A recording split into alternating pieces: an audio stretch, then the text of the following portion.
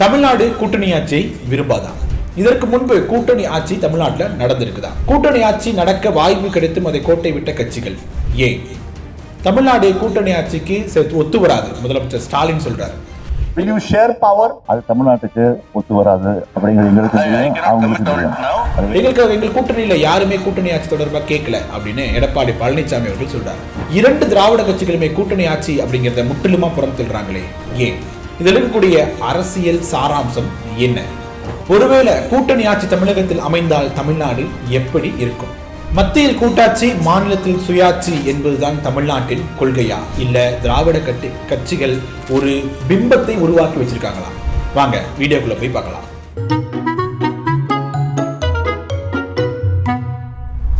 வணக்கம் மக்களே, நான் உங்கள் மது.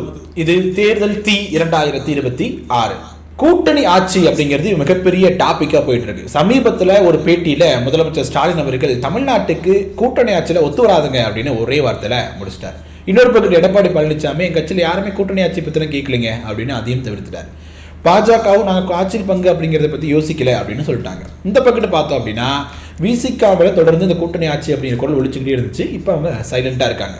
இன்னொரு புறம் காங்கிரஸ் கட்சி இப்போ வரைக்கும் ஆட்சி அதிகாரத்தில் பங்கு வேணும், 40 தொகுதிகள் வேணும் என்ற கருத்துக்கள் தொடர்ந்து சொல்லிக்கிட்டே இருக்கிறாங்க. சரி, தமிழ்நாட்டிற்கு கூட்டணி ஆட்சி ஒத்து வருமா? முதல்ல கூட்டணி ஆட்சினா என்ன அப்படின்னு பார்த்துருவோம்.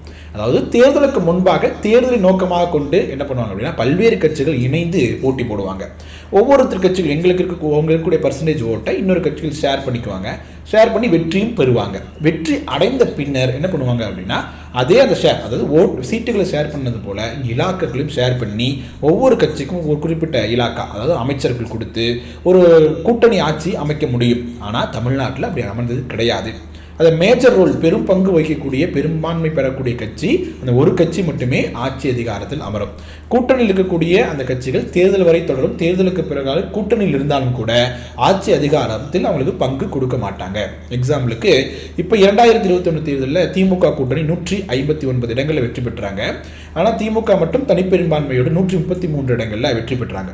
ஸோ அந்த இடத்துல என்ன பண்ணாங்க, திமுகவை சார்ந்தவர்கள் மட்டுமே அமைச்சர்கள் ஆனாங்க. கூட்டணி கட்சிகளாக இருந்த மற்ற எந்த கட்சிகளுக்கும் அதிகாரத்தில் பங்கு கொடுக்கப்படவில்லை. சரி, இதற்கு முன்னாடி வரலாற்றில் எப்பயாவது தமிழ்நாட்டில் கூட்டணி ஆட்சி நடந்திருக்கா அப்படின்னு பார்த்தோம்னா தமிழ்நாடு 1967க்கு பின்னாடி ஒரு முறை கூட கூட்டணி ஆட்சி நடப்பெறவே இல்லை.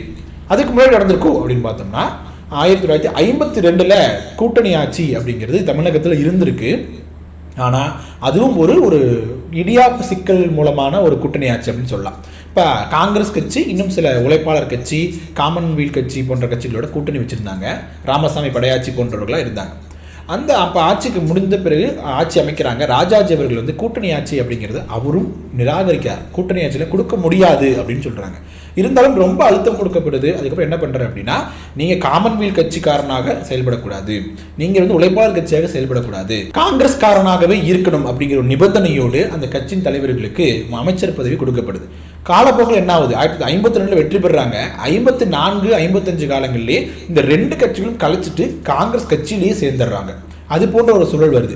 அதன் பிறகு நடந்த எந்த தேர்தலையுமே கூட்டணி ஆட்சி அப்படிங்கிறது தமிழ்நாட்டில் இருந்ததே கிடையாது. ஏதோ திமுக தான் கூட்டணியில் பங்கு தர மாட்டேங்கிறாங்க, அதிமுக தான் பங்கு தர மாட்டேங்கிறாங்கன்னு சொல்றாங்க. ஆனா காங்கிரஸே பங்கு தரல அப்படிங்கிறது தான் நிதர்சனமான உண்மை. தமிழ்நாட்டு வரலாறு அதுதான் சொல்லுது. கூட்டணி ஆட்சிக்கான சூழலாவது தமிழ்நாட்டில் உருவாகி இருக்கா? அதை கெட்டியாக கட்சிகள் பிடிச்சிக்கிட்டு அதை ஆக்ரோஷமாக கூட்டணி ஆட்சிகள் வேணும் அப்படின்னு அழுத்தம் கொடுத்தாங்களா அப்படின்னு பார்த்தோம் அப்படின்னா 1970களில் திமுகவும் இந்திரா காங்கிரஸும் கூட்டணி அமைச்சாங்க. அப்போ பார்த்தீங்கன்னா கூட்டணி ஆட்சி அமைக்க வேணும் அப்படிங்கிற நோக்கத்தில் தான் அந்த கூட்டணி இருந்துச்சு. எப்படின்னா சரி பாதியாக பங்கிட்டு கொண்டாங்க. இருக்கக்கூடிய மொத்த தொகுதிகளில் இவங்க பாதியும் அவங்க 50-50% ஷேர் பண்ணாங்க. ஒருவேளை அந்த தேர்தலில் எம்ஜிஆர் தோற்று திமுக இந்திரா காங்கிரஸ் கூட்டணி வெற்றி பெற்றிருந்தா அந்த தேர்தலில் ஒரு கூட்டணி ஆட்சி அமைஞ்சிருக்கும். திமுகவும் காங்கிரஸும் அமைச்சரவையை பங்கிட்டு கொண்டிருப்பாங்க. ஆனால் அந்த தேர்தலில் எம்ஜிஆர் அவர்கள் வெற்றி பெறாரு.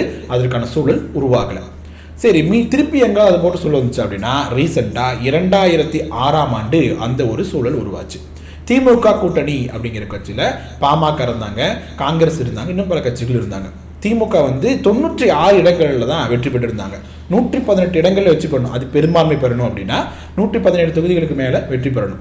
96 தொகுதிகள் வெற்றி பெற்ற திமுக என்ன பண்ணாங்க, அப்போ தலைவராக இருந்த கலைஞர் என்ன பண்ணாரு, அவரோட அரசியல் சாமர்த்தியம்னு கூட சொல்லலாம், இவங்க எல்லாத்தையும் சமாளித்து மொத்த அமைச்சரவையும் அமைச்சர்களாக திமுக காரங்க மட்டுமே இருந்தாங்க.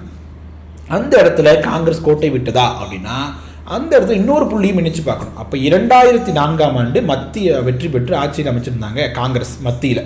அப்போ திமுகவினுடைய ஆதரவு அப்படிங்கிறது காங்கிரஸிற்கு தேவைப்பட்டது. திமுகவோட கூட்டணி ஆட்சி தான் அங்கே மத்தியிலும் இருந்துச்சு. அப்படி இருக்கும் பொழுது நம்ம மத்தியிலேயே ஆட்சியில் இருக்கும் பொழுது மாநிலத்தில் அமைச்சரவை தேவையில்லை அப்படிங்கிறது தேசிய தலைமை எடுத்த முடிவாக இருந்துச்சு. அதனால அவங்க வெளியிலிருந்து ஆதரவு கொடுத்தாங்க. அந்த இடத்துல கூட்டணி ஆட்சி அமைய வேண்டியது கலைஞர் அவர்களுடைய சாமர்த்தியத்தினாலும் ஒருவேளை காங்கிரஸ் மற்ற இயக்கங்கள் கோட்டை விட்டதாலும் கூட்டணி ஆட்சி அப்படிங்கிறது தமிழ்நாட்டில் அமைவதற்கான வாய்ப்பு இல்லாமல் போனது. அதன் பிறகு கூட்டணி ஆட்சிக்கான சந்தர்ப்பங்கள் அப்படிங்கிறது தமிழகத்தில் அமையவே இல்லை. அதிமுகவும் திமுகவும் தனிப்பெரும்பான்மையுடனேயே வெற்றி பெற்று ஆட்சி கட்டில் அமர்ந்திருக்கிறாங்க. சரி, கூட்டணி ஆட்சி இருந்தால் நல்லா இருக்குங்க அப்படின்னு சொல்றதுக்கு சில காரணங்கள்லாம் முன்வைக்கிறாங்க. இதெல்லாம் இருந்தால் நல்லா இருக்கும், கூட்டணி ஆட்சி தான் உண்மையான ஜனநாயகம் அப்படின்னு சொல்றாங்க. என்னென்ன காரணங்கள் சொல்றாங்க? தமிழ்நாட்டை தவிர பெரும்பான்மையான மாநிலங்களில் கூட்டணி ஆட்சி அப்படிங்கிறது இருக்குது. அப்படி இருக்கும்போது தமிழ்நாட்டில் மட்டும் ஏன் இல்லாமல் இருக்கணும்? எதற்காக ஒரு மோனோபோலி போல நீங்கள் ஜெயிச்சாலும் கூட்டணியில எங்களோட ஓட்டு உங்களுக்கு தேவைப்படுது, ஆனால் நீங்கள் எனக்கு அமைச்சர்கள் பங்கு தர மாட்டீங்களா அப்படிங்கிற கேள்வி தொடர்ந்து எழுப்புறாங்க. பாசிட்டிவ் சைடு என்ன சொல்றாங்க அப்படின்னா, எல்லாத்தோட குரலும் கேட்குங்க. இப்போ விசிகா இருக்காங்க, பாமக இருக்காங்க, ஒவ்வொரு சமூகம் சார்ந்த இயக்கங்கள் இருக்காங்க. எல்லாத்துக்கும் நீங்கள் பங்கு கொடுத்தீங்கன்னா எல்லாத்தோட குரலும் சட்டமன்றத்தில் கேட்கும். நீ ஒரு கொள்கை, ஒரே ஒரு கட்சியோட கொள்கையை மட்டும் செயல்படுத்துவதை தவிர இன்னும் பிற கட்சிகளோட நல்ல கொள்கைகள் தமிழ்நாட்டில் செயல்படுத்த முடியும்ல, அவங்களுக்கும் ஒரு வாய்ப்பு கொடுத்த மாதிரி இருக்கும்ல அப்படிங்கிறது ஒரு முக்கியமான கோரிக்கையாக வைக்கிறாங்க. இன்னொரு பக்கத்து ஊழல் இல்லாத ஆட்சியை கொடுக்கலாம். இப்போ 2 கூட்டணி கட்சிகள் இருக்கும் பொழுது அந்த கூட்டணி கட்சி இன்னொரு கூட்டணி கட்சி செய்யக்கூடிய தவற்றை இன்னொரு கட்சி சுட்டி காட்டும். அதனால ஒரு பயம் இருக்கும், ஊழல் கம்மியாவதற்கான வாய்ப்புகள் இருக்கு அப்படின்னும் சொல்லப்படுது. பிரதிநிதித்துவம் கிடைக்கும். இப்போ சமூகம் சார்ந்த பிரதிநிதித்துவங்கள் நிறைய கிடைப்பதற்கான வாய்ப்புகள் இருக்குது. நிறைய தலைவர்கள் தமிழகத்தில் இருப்பாங்க. கண்ணுக்கு தெரியக்கூடிய பலம் வாய்ந்த தலைவர்கள் நம் தமிழகத்தில் இருப்பாங்க. அதனால ஒரு தமிழ்நாடு அப்படிங்கிறது ஒரு வலிமையான மாநிலமாக, எல்லா தரப்பு மக்களின் உணர்வுகளையும் பிரதிபலிக்கக்கூடிய மாநிலமாக இருக்கும். அதனால கூட்டணி ஆட்சி தான் உண்மையான ஜனநாயகம் அப்படின்னு அதை ஆதரிக்கிறவங்க சொல்றக்கூடிய கருத்தாக இருக்கு. சரி, இது ஒரு பக்கம் இருந்தாலும் கூட கூட்டணி ஆட்சியில் செட்டே ஆகாது, இதெல்லாம் தமிழ்நாடு ஒத்தே வராது அப்படின்னு சொல்லக்கூடிய கருத்து என்னவா இருக்கு அப்படின்னா, கூட்டணி ஆட்சி வந்துச்சுன்னா ஒரு ஸ்டேபிளான அரசாங்கம் அமைக்க முடியாது. ஒருத்தருக்கு ஏதாவது கோவம் ஒரு பிணக்கு வந்துருச்சு, நாங்கள் வெளியே போகிறோம் அப்படின்னாலும் கூட அமைச்சரவை கலைக்க வேண்டிய சூழலை ஏற்படும். தமிழக மக்கள் அதை எப்போதும் விரும்பியதே கிடையாது. இதற்கு முன்னாடி 1989, 91 தான் இடையிலேயே ஆட்சி அப்படிங்கிறது கவிழ்க்கப்பட்டிருக்கிறது. அதுவும் கூட்டணி ஆட்சி, அந்த கூட்டணிக்காக கிடையாது, மற்ற காரணங்களுக்காக தான். ஆனால் தமிழ்நாட்டு மக்கள் அப்படிங்கிற ஒரு நிலையான ஆட்சியை தான் விரும்புகிறாங்க. அது கூட்டணி ஆட்சி அமைஞ்சால் அது சந்தேகமாக இருக்கும், எப்போ களையுமோ அப்படிங்கிற ஒரு பதட்டத்திலே இருக்க வேண்டியதாக இருக்கும். அதனால் செட் ஆகாது அப்படின்னு சொல்கிறாங்க. இன்னொன்று, ஒரு கட்சி இருக்குது, அந்த கட்சி ஆட்சி அமைக்கும் பொழுது அந்த கட்சியினுடைய கொள்கைகளை மக்களிடம் கொண்டு சேர்ப்பதில் மும்பரமாக இருப்பாங்க. ஸோ அந்த ரோட் மேப் கிளியராக இருக்கும், அவங்க நேராக அதை பயணிச்சுட்டே இருப்பாங்க. இதே கூட்டணி கட்சியோட இருந்ததுன்னா நம்ம என்ன பண்ணாலும் அவங்ககிட்ட ஒரு ஒத்துழைப்பு வேண்டியதாக இருக்கும். அப்படி இருக்கும்போது மக்கள் நல திட்டங்கள் மக்கள்கிட்ட கொண்டு போய் சேர்க்கறதுல மிகப்பெரிய தடையாக இருக்கும். எங்களுடைய பார்வை வேறதாக இருக்கும், அவங்களோட பார்வை வேறதாக இருக்கும். இரண்டுமே சரியான பார்வையாக இருந்தாலும் கூட அதை செயல்படுத்துறதுல ஒரு தடங்கள் இருக்கும், அது சரியாக வராது அப்படிங்கிற மாதிரி சொல்கிறாங்க. சரி, பொலிட்டிக்கலாக அரசியல் ரீதியாக கட்சியில் வைக்கக்கூடிய விவாதங்கள் என்ன அப்படின்னா, நான் 35% 40% வாக்கு வங்கி வச்சிருக்கேன், நீ வெறும் 2% வாக்கு வச்சிருக்க, நீ கொடுக்கக்கூடிய 2% எனக்கு கொடுக்குற, நான் உன்னை வெற்றி பெறதுக்காக என்னோட வாக்கு வங்கியை கொடுக்குறேன், நீ கொடுக்குற 2%க்காக நீ ஒரு எம்எல்ஏ ஜெயிச்சுக்கிற.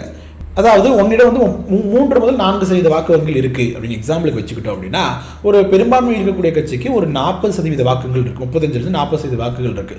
ஸோ 3% வாக்கு வங்கி வச்சுட்டு உன்னால எந்த தொகுதியிலும் ஜெயிக்க முடியாது.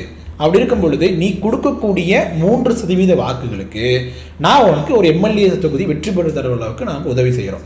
அதே மாதிரி நீ எனக்கு அந்த எட்ஜ் எடுத்து ஒரு மைலேஜ் கூட்டி என்னோட ஆட்சியில் அமர்றதுக்கு நீ உதவி பண்ணுற. ஸோ இது ஒரு கிவ் அண்ட் டேக் பாலிசி தான். ஸோ இந்த இடத்துல ஆட்சி அதிகாரத்தில் பங்குங்கிறதே கேள்வியே கிடையாது அப்படிங்கிறாங்க.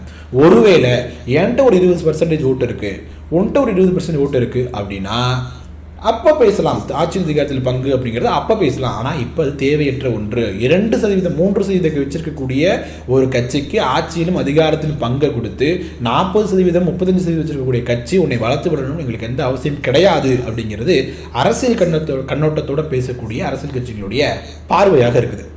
இதற்கு முன்னாடி அந்த கூட்டணி ஆட்சி அப்படிங்கிற நோக்கத்தோட களமிறங்கிய 2014ஆம் ஆண்டு மக்கள் நல கூட்டணி அப்படிங்கிறது மிகப்பெரிய தோல்வியை சந்திச்சாங்க.